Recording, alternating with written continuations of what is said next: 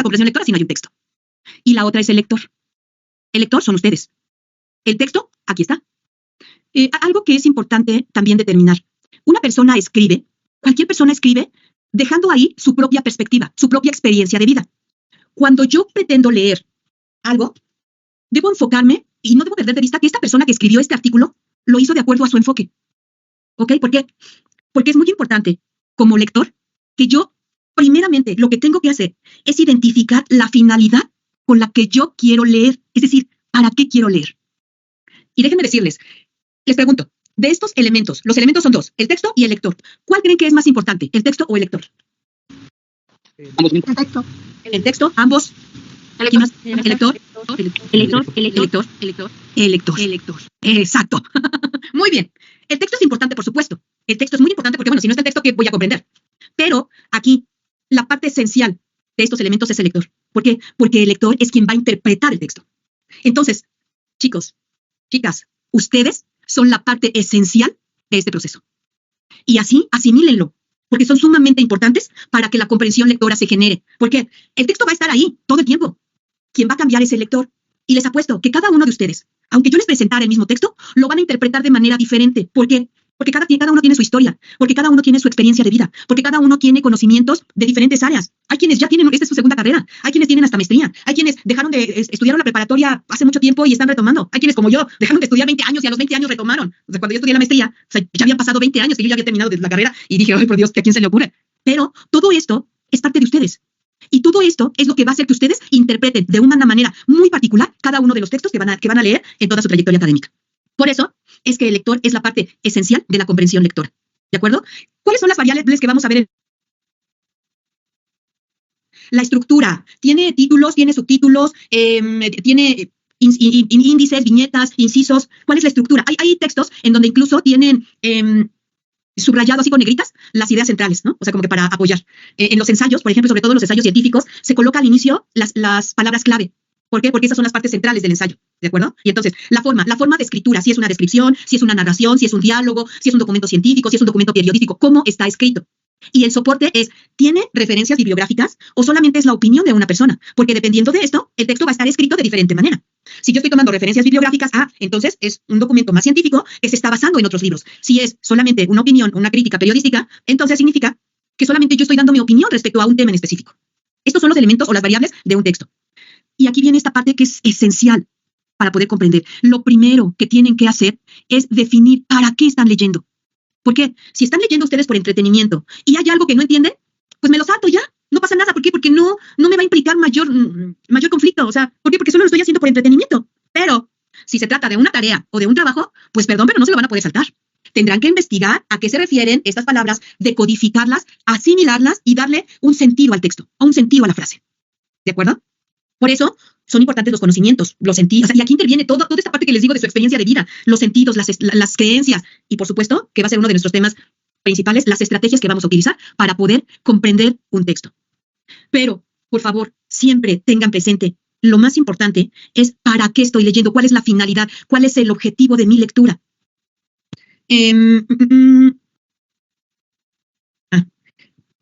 Esta parte de la codificación es muy importante. Y puse este otro texto por esta parte de los sentidos y las creencias. Se los voy a poner, ya lo puse un segundo, lo voy a poner otro segundo y me dicen qué dice, por favor.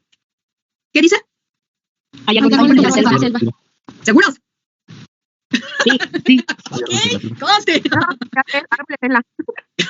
los voy a poner otra vez y vamos aquí a ver cómo nuestros sentidos, nuestros conocimientos y nuestras creencias influyen en la comprensión de un texto y un texto tan pequeño. Otra vez. Y lo van a leer despacito, ¿eh? ¿Qué dice ahí? Hay árboles. Sí, hay árboles en la selva. Exacto. ¿Qué pasa? La mayoría dijo, hay árboles en la selva. O sea, sí, eso es lo que mi conocimiento previo me dice. Eso es lo que mis creencias y a lo que yo estoy acostumbrada me dicen que ahí dice eso, que hay árboles en la selva. Pero si yo me voy directo al texto, a lo que dice el texto, dice, hay árboles en la selva. ¿Por qué? Esto es un error ortográfico, por supuesto, porque mi cerebro, como ya está habituado ortográficamente a que los artículos no se repiten, automáticamente quita uno. Y lo hace así de inmediato. Pero si yo estoy leyendo un artículo para hacer un trabajo o hacer alguna tarea, no me puedo dar el lujo de permitirle a mi cerebro que omita ciertas cosas. Y aquí viene otra estrategia. Cuando yo lea, cuando tú leas, cuando cada uno de ustedes lea, sí se tienen que concentrar en lo que están leyendo. ¿Qué significa esto? Que le deben dar tiempo a la lectura. Yo sé que es complicado por los tiempos que manejan. Finalmente, por algo están en este sistema ejecutivo, porque cada uno de ustedes tiene actividades que realizar. Pero de verdad, si ustedes no se dan el tiempo para poder realizar una lectura concentrada, va a ser complicado que puedan obtener las ideas centrales de cada uno de los artículos o de las lecturas que se les dejen. Sí deben de darle por lo menos 10 minutos, 5 minutos, y háganlo de manera paulatina. Háganlo de manera paulatina, es decir, a lo mejor ustedes dicen, oye, es que me aburre, no puedo, o sea, me cuesta mucho trabajo concentrarme. No pasa nada, créemelo. Empieza por un minuto, y empiézalo hoy. Justamente cuando termine esta sesión, date solo un minuto para leer de manera concentrada, un minuto. Mañana, otro minuto, solo un minuto, por favor. Si es que no estás acostumbrado. Si ya tienes este hábito, pues te va a ser muy fácil. Solamente concéntrate en lo que tienes que hacer, en el objetivo de la lectura, y entonces va a fluir. Pero si no estás acostumbrado porque ya pasó tiempo y académicamente es algo que tienes que retomar, un minuto por día. 3 días durante un minuto. El cuarto día aumenta a 2 minutos. 2 minutos. 4 días, 2 minutos. El quinto día aumenta 3 minutos. 4 días, 3 minutos. Y ve aumentando paulatinamente el número de minutos que tú puedas leer. Pero, eso sí, de manera concentrada. No permitas que tu cerebro te juegue mal, porque o no entiendes la palabra o interpretaste la frase completa. ¿De acuerdo? Porque les digo, la interpretación depende mucho de nuestras creencias, de nuestros conocimientos, de nuestras experiencias, de nuestros sentidos. Si nosotros leemos cansados, no vamos a entender absolutamente nada. Si nosotros leemos con mucho sueño, no vamos ni siquiera a poder leer un minuto. Entonces, traten de ir organizándose, porque van a tener que leer o van a tener que leer. Y no los estoy espantando, ¿eh? No, esto es un hábito muy agradable. Y cuando lo tengan, créanme que las cosas se les van a facilitar muchísimo. Y van a leer incluso cualquier cosa. Se van a sentar en un consultorio y van a tomar una revista y van a leer un artículo y lo van a disfrutar. Pero acuérdense, esto es como la bicicleta. Hay que pedalear, y no nada más por línea recta. Hay que pedalear en terrenos sinuosos, en baches, en valles, en cerros, para que nos vayamos acostumbrando. Y esta que les voy a pasar ahorita es muy común en el Facebook, porque de ahí lo tomé. Y se refiere a esta parte de decodificación, porque es sumamente importante la decodificación. Y como les digo, a veces nuestro cerebro nos juega chueco y nos hace que interpretemos las cosas equivocadamente. Si alguien ya lo conoce, les voy a pedir que lo lean, que lo lean en voz alta, y los demás pues vayan intentando hacerlo. ¿Alguien ya lo conoce este texto? Sí. ¿Sí? ¿Lo puedes leer? No, pero... ¿Puedes intentar leerlo? En la playa. ¿Dónde? ¿Puedo? Sí, te escucho. Ok, cierto día de verano estaba en la playa observando a 2 chicas en la arena. Estaban construyendo un castillo de arena con torres y puentes. Cuando estaban acabando, vino una ola destruyendo todo el castillo. Pensé que después de tanto esfuerzo las chicas comenzarían a llorar, pero en vez de eso comenzaron a construir otro castillo. Aprendí una gran lección: solo permanece la amistad, el amor, el cariño y las manos de aquellos que son capaces de hacernos sonreír. Muy bien, muchas gracias. No, te mereces un aplauso. Sí, y esto lo indican porque nuestro cerebro lee completo. Por eso hace rato, lo de la selva, muchos no leyeron el artículo, porque se los pasé muy rápido, pero nuestro cerebro capta así palabras, frases completas. Con que le demos la primera letra y la última letra, nuestro cerebro se activa. Y esto es una maravillosa noticia. ¿Por qué? Porque nosotros podemos, con este principio, aumentar la rapidez de la lectura y la comprensión del texto, por supuesto. Pero lo que sí tengo que hacer es leer. Eso no lo pueden omitir por nada del mundo. O sea, no van a poder adquirir la comprensión lectora si no leen, aunque les pongan las palabras correctas, completas. ¿De acuerdo? Y entonces, y este ejercicio lo hice justamente para eso, para que ustedes vean que sí es posible leer algo, aunque parezca que no hay nada. Y para que se animen a hacerlo. Hay varios niveles de lectura, y nosotros tendremos que ir escalando estos niveles de lectura. Habrá algunos niveles, aquí habrá quienes ya estén en el número 3, habrá quienes estemos en el número 1, ¿de acuerdo? Pero nosotros, con la práctica, tendremos que ir avanzando hasta llegar a la cima. ¿De acuerdo? ¿Cuáles son estos niveles, de acuerdo a Van Dijk y Gibney? Estas personas fueron los primeros que establecieron que dentro de una comprensión lectora hay ciertos niveles. Hay quienes tienen una memoria superficial, es decir, que únicamente pueden decodificar sin llegar a entender. Leen y cuando terminaron de leer les dicen, ¿qué dijiste? Y dicen, ¿qué? ¿Dónde? Pues en lo que acabas de leer. ¿Quién sabe? O sea, saben decodificar, saben decir las palabras, repetir las palabras, pero no comprenden nada. Este es el nivel más básico. ¿De acuerdo? El siguiente nivel es el texto base. Ok, yo ya decodifiqué, yo decodifico muy bien. Es más, yo leo 400 palabras por minuto. O sea, no lo entiendo, pero te repito 400 palabras por minuto. Ya decodifiqué. ¿Ok? En el siguiente nivel, que es el texto base, se refiere a que yo reconozco el tema. Es decir, yo puedo hasta cierto punto entender de qué me estás hablando. Y a lo mejor si me haces preguntas, te puedo contestar de manera literal. De manera literal. ¿Cómo es esto? Por ejemplo, si yo digo... aquí, porque ahí le entiendo más a este. Si yo les digo, si estamos en la primera parte ya se hizo, ¿no? Ya hicimos la memoria superficial, ya decodificamos este texto, ya se leyó y sabemos que podemos decir cada palabra. En el segundo nivel sería, por ejemplo, ¿qué comenzó? ¿Qué cursos comenzaron? Literalmente ustedes me dirían, pues de natación. ¿Por qué? Pues porque aquí lo dice. Este es el texto base, a este se refiere el segundo nivel. Yo puedo contestar preguntas literales de acuerdo al texto. Si yo les digo, ¿cómo se llama el instructor? Diego, ¿por qué? Ahí lo dice. Estoy contestando de acuerdo al texto base, de manera literal. Y el tercer nivel es el modelo de situación, que este es el nivel más alto y esto es a lo que todos aspiramos. Que yo pueda decodificar, es decir, una memoria superficial, que con base al texto yo pueda contestar preguntas, pero que también las pueda relacionar con otros textos y las pueda relacionar incluso con aspectos que me han pasado o con situaciones del ambiente en ese momento.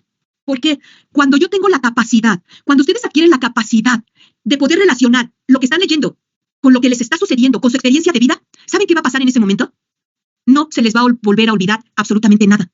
Y en ese momento existe el mayor nivel de comprensión lectora, porque lo están relacionando con su experiencia de vida, porque lo pueden reflexionar y situarlo en el momento. Por eso se llama modelo de situación, porque lo pueden situar en este momento, en un momento determinado, en un lugar determinado, lo pueden relacionar. Cuando nosotros, si estamos leyendo algún texto y podemos relacionarlo con algo que nos sucedió, lo voy a comprender muy bien.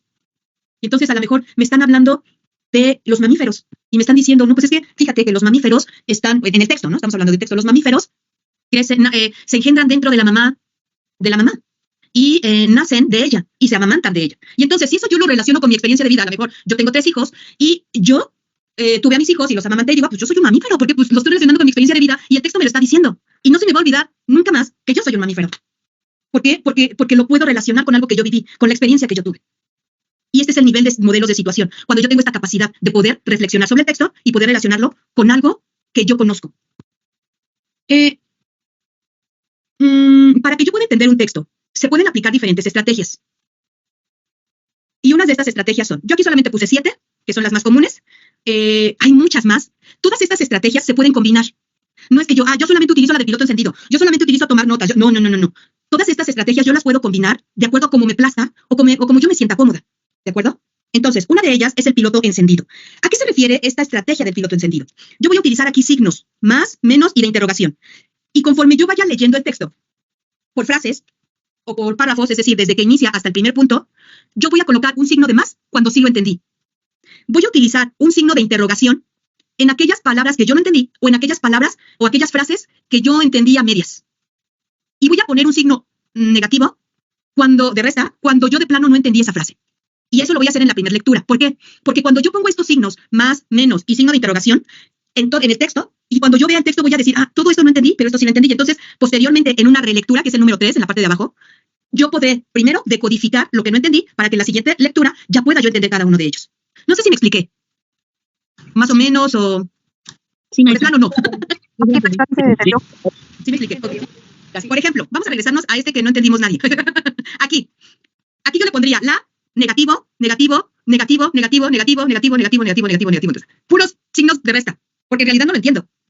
Aquí, por ejemplo, yo diría, hoy ha comenzado los cursos de natación. Positivo, porque lo entendí perfecto. Hugo está en el grupo de los tiburones. En este grupo hay niños de 3 y 4 años. Positivo, porque lo entendí perfecto. Son niños pequeñitos. No saben nadar, pero no tienen miedo al agua y les encanta jugar. Positivo. Casi todo esto es positivo porque la decodificación que yo estoy realizando me permite comprender el texto. ¿De acuerdo? No sé, a lo mejor Diego les enseña a bucear. A lo mejor yo no sé qué es un bordillo. Aquí le pondré un signo negativo porque tendré que buscar qué es un bordillo. ¿De acuerdo? Para poder entender completo el texto. ¿Sí me expliqué? Entonces, este es el piloto encendido. Yo pongo signos de más, signos de menos y signos de interrogación para que en la siguiente lectura yo ya pueda entender o comprender a lo que se está refiriendo el texto. Que esta es la número 3, la estrategia número 3, que es la relectura. Yo leo primero mi texto y después doy una siguiente lectura para poder comprender mejor las ideas y para identificar las ideas clave. Aquí quiero hacer una aclaración bien importante. Aunque yo diga, no sé, si el artículo dice animales mamíferos, pero la finalidad el objetivo con la que yo estoy leyendo el artículo es porque de ahí me dejaron una tarea en la que yo tengo que especificar cómo nacen los animales mamíferos. O sea, me tengo que enfocar en eso, cómo nacen los animales mamíferos. No, probablemente yo omita en algún momento cómo se alimentan, cómo viven, en qué condiciones viven, cuál es su hábitat. O sea, eso no me interesa, aunque sí lo voy a leer, pero no me interesa. ¿Por qué? Porque mi objetivo es saber cómo nacen. Y entonces me tengo que enfocar en eso, aunque todo mi artículo hable de todas las características de los animales mamíferos. ¿Sí me expliqué? Por eso, acá en esta parte, el lector es muy importante esto, la finalidad, el objetivo, porque esto me va a permitir a mí delimitar la información del artículo. Y no me voy a perder en el artículo, aunque sea muy extenso. ¿Por qué? Porque mi objetivo es saber cómo nace, nada más. ¿Sí me expliqué? Sí. ¿Ok? Hasta ahí estamos bien. Entonces, gracias. Entonces, tenemos el piloto encendido, tenemos la relectura. Y cuando vamos haciendo esto, podemos también ir tomando notas. ¿Por qué? Yo ya puedo ir tomando notas porque yo ya conozco el objetivo de mi lectura. Yo ya conozco el objetivo de mi lectura y por lo tanto puedo ir haciendo mis anotaciones. Y en la siguiente relectura, o sea, cuando vuelvo a leer, ya las corrijo o bien las complemento. Esto me va a ayudar a mí a entender mejor el texto. ¿De acuerdo? Me va a ayudar mejor a entender el texto porque cognitivamente la mano manda un mensaje al cerebro. Yo aprendo a escribir. Cuando nosotros escribimos en la computadora, nuestra mano nada más manda al cerebro golpes. Tac, tac, tac, tac. Cuando yo escribo con papel y lápiz o pluma, mi mano manda ese signo al cerebro y entonces lo aprendemos mejor. Esa es la importancia de la lectoescritura. Bueno, estoy hablando ya de cosas pedagógicas. Seguimos con estrategia. Pero bueno, esa es la importancia de tomar notas. Nuestro cerebro capta mejor las ideas. ¿De acuerdo? Otra estrategia que es muy usual, muy común, es subrayar. Pero para subrayar no es que yo lea y voy subrayando todo. No. Recuerden, sumamente importante el objetivo. Y para poder subrayar, primero tengo que hacer una lectura. Y después una relectura. Y en la relectura es cuando yo ya subrayo. ¿Por qué? Porque al principio, en la primera lectura, yo apenas estoy conociendo el texto. Yo no sé de qué me va a hablar o en qué se va a enfocar.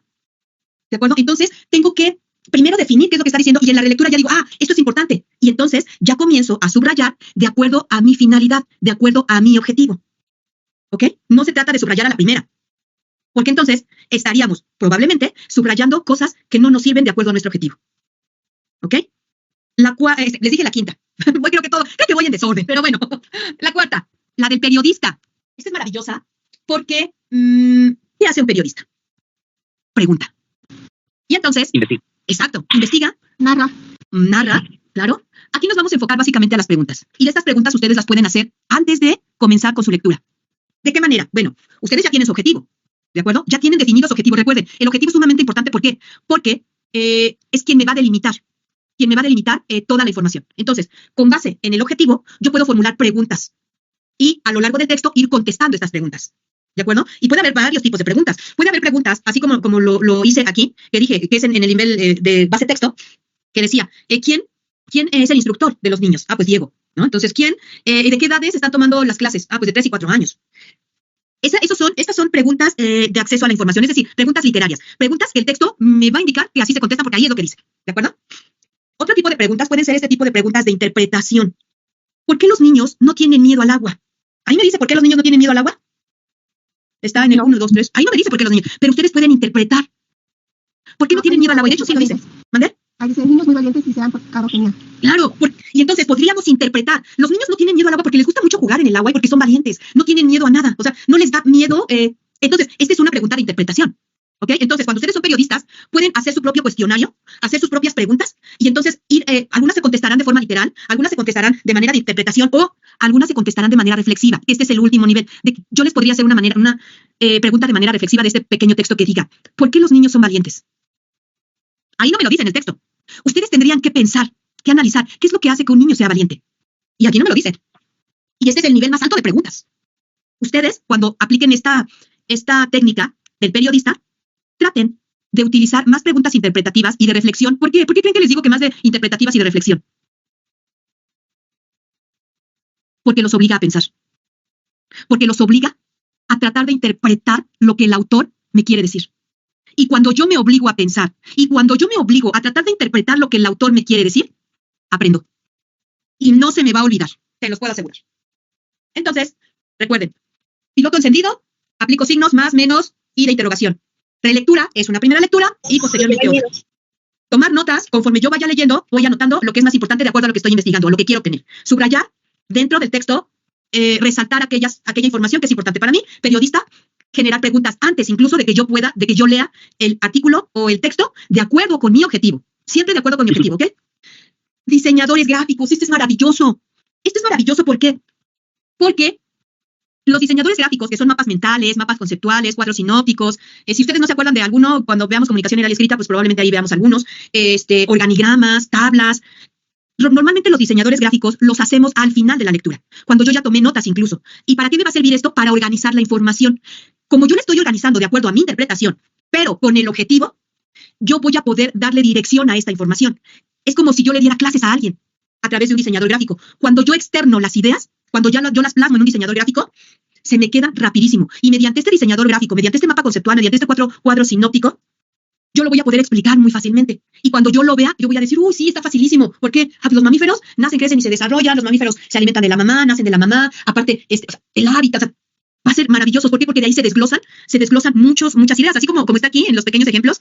De ahí yo puedo desglosar ideas y explicarlas. Y la última, que es la reorganización, es, yo ya leí el texto, yo ya tomé mis notas, pero a lo mejor no me agrada tanto cómo lo desarrolla el autor. Y entonces lo que yo voy a hacer es darle una nueva organización a la información. A lo mejor el autor empieza con los animales mamíferos, cuál es su hábitat, de qué se alimentan, cómo se aparean, cómo se desarrollan dentro del vientre. A lo mejor yo digo, no, es mejor primero cómo se desarrollan dentro del vientre. Entonces yo voy a empezar por el último tema y de esta manera yo le voy a dar una organización diferente al texto, siempre recordando el objetivo que tengo para leer este texto. ¿Sí me expliqué en cada una de las técnicas? Sí, maestra. ¿Hasta aquí tienen preguntas? Sí. No. ¿Todo está claro? ¿Clarísimo como el agua sucia del río que pasa por aquí por mi casa? Clarísimo, ok. Ya me quedó claro. Sí, Una pregunta. dime. Bueno, hola, buenas noches. Hola. Con su experiencia, ¿usted me puede decir cómo se hace una redacción muy buena? Una redacción muy buena va a depender mucho, mi vida, de lo que quieras redactar. Va a depender mucho de lo que quieras redactar, pero cuando tú conoces el tema, mi amor, cuando tú conoces el tema y lo dominas, la redacción fluye. Una redacción va a ser muy buena dependiendo de tus conocimientos previos, de una buena investigación y de una buena comprensión lectora que hagas respecto a los textos que leas. Si tú lees y lees mucho, escribir se te va a facilitar también. ¿Por qué? Porque vas a aprender a utilizar las palabras correctas. Y me queda claro, muchas de las ocasiones, el utilizar tecnicismos en una redacción no quiere decir que sea una redacción fabulosa. ¿Por qué? Porque las características de una buena redacción son que sea sencilla y que el lector lo comprenda adecuadamente. Entonces, pero bueno, ese es otro tema, mi vida. Y ese tema, si estás en comunicación oral y escrita conmigo, ya lo veremos y vas a tener que redactar. Y ahí vas a aprender. Así es que no te preocupes por eso. Ya lo veremos en su momento. Chicos, como último tema es esta parte del proceso. Ustedes deben de tener forzosamente un objetivo. Deben de tener esta parte de la tarea. O sea, ¿para qué quiero?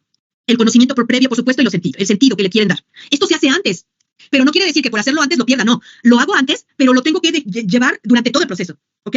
Durante el proceso tengo que identificar ideas clave, es decir, cuando yo ya estoy leyendo mi artículo tengo que identificar ideas clave, controlar la propia comprensión, es decir, no dejar que mi cerebro interprete a su gusto, sino guiarlo con el objetivo y, por supuesto, aplicar las estrategias de comprensión lectora que ya vimos.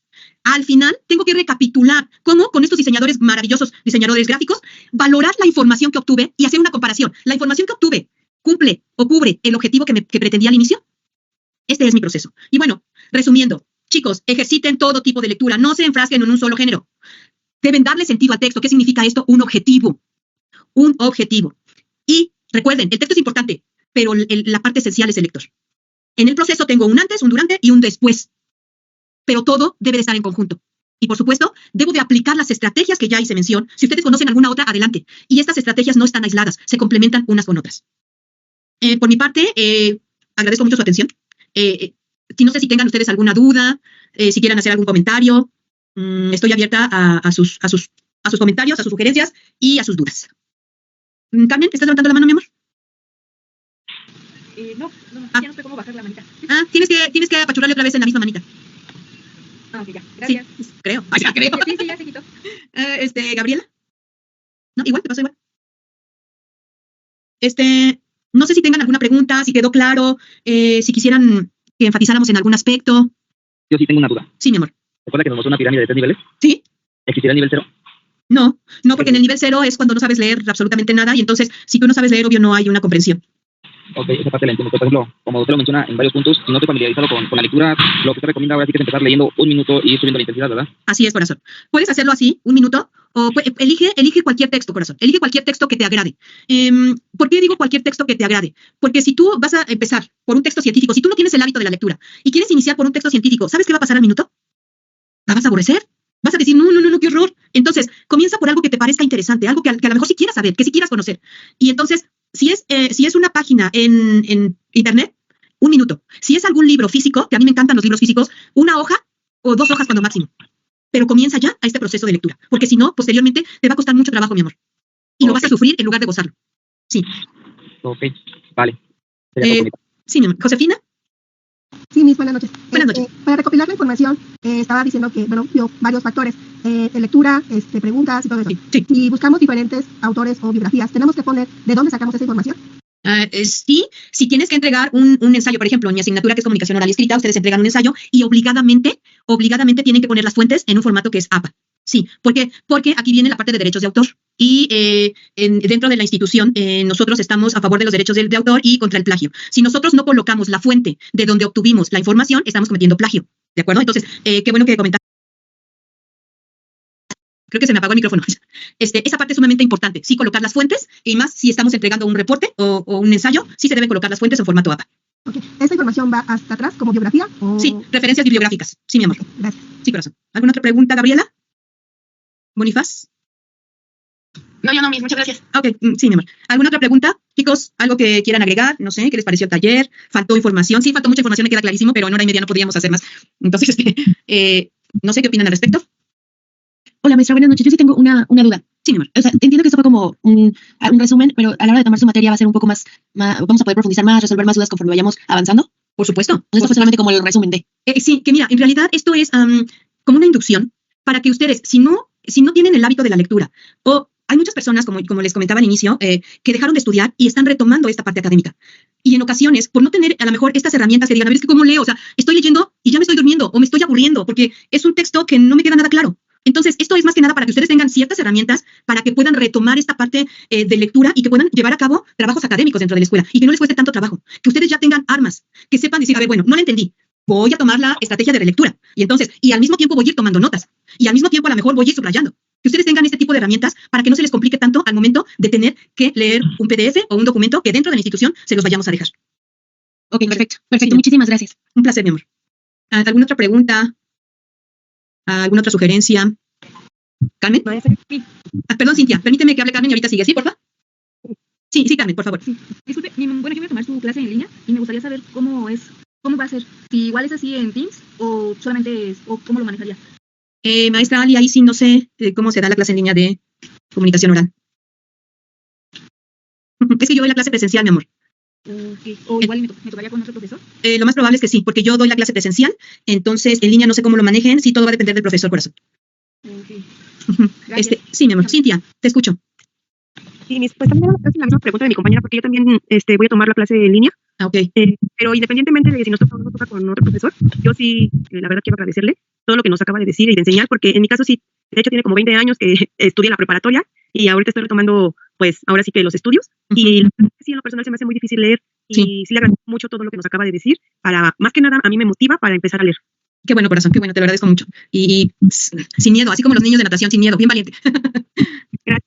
Al contrario, gracias. Carla, Hola, buenas noches. buenas noches, Carla. Yo tengo una pregunta Sí, y me dime. gustaría que me ayudara porque, por ejemplo, a lo mejor yo ya pude comprender bien la lectura, Ujú. pero al momento de la redacción no sabría cómo plasmarlo todo, como que toda la idea que yo tengo, Ujú. para como que transmitirlo y entregar mis trabajos.